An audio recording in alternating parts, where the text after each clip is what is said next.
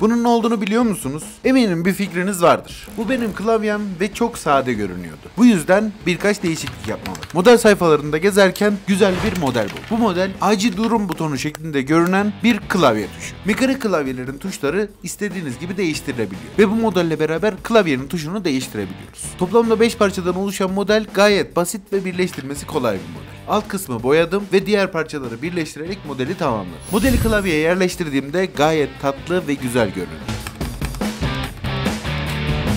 Peki sıradaki harf ne olsun? Yorumlarda yazmayı unutmayın. Videoyu beğenmeyi, kanalıma abone olmayı ve yorum yapmayı da unutmayın. Bay bay.